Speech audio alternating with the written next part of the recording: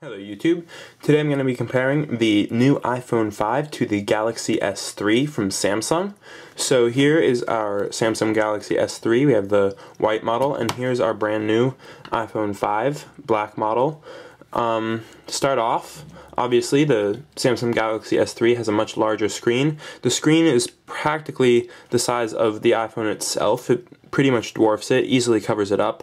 So you have a lot more screen real estate on this, and the screen is much narrower on the iPhone 5 too, because they didn't make it any, although they did make it bigger to have a 4-inch screen from the previous model, they didn't make it any wider, just longer.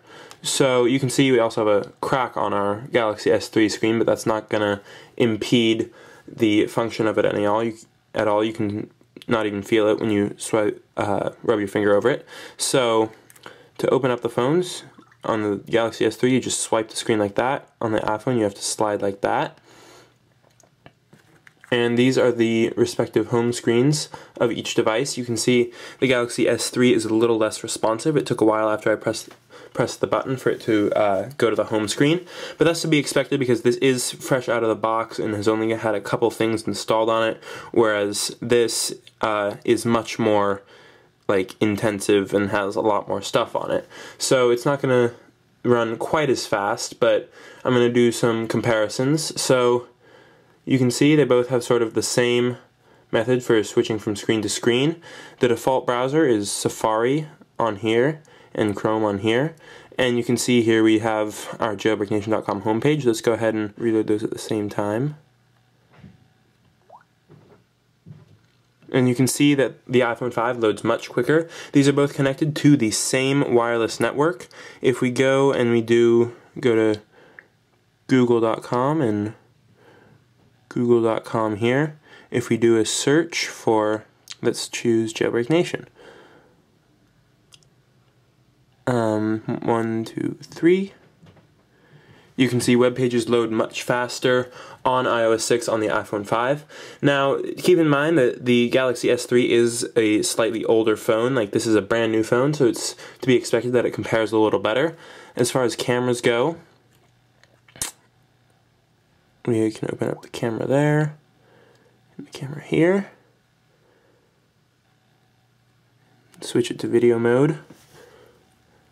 Let me hold these both in one hand so you can see the difference in video quality and up to the same white balance. So you can see this one's the Galaxy S3 is a little pinker, and you also have the bigger display so it can show more of my hand.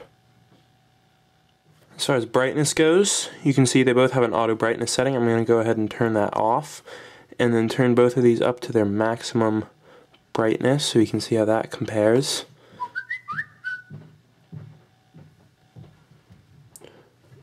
And then go back to the home screen. So it looks like the iPhone 5 has a slightly brighter display, but you're not always going to need it at the maximum brightness, but it is good to know that it can actually go a little brighter than the Galaxy S3. As far as physical buttons are concerned, if you see the sleep button for the S3, or the iPhone 5 is right there. That'll put it to sleep. Sleep button for the S3 is right on the side. On the top you have the headphone jack. On the side you have volume up and volume down. Same on the iPhone. You don't have the same silencer switch that you have there. And at the bottom we have the equivalent of the iPhone's home button, as well as the connector. And the iPhone has the new lightning connector, as well as the headphone jack on the bottom. On the back, we have fairly similar things. Microphone, camera, LED flash, camera, microphone, LED flash.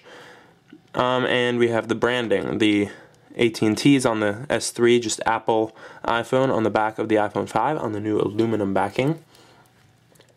And on the front, we have front-facing cameras and speakers. So that's basically it. If you have any ideas for what else you want to see compared between the S3 and the iPhone 5, just leave a comment down in the description. But that's all we have for now. Thanks for watching, and please subscribe.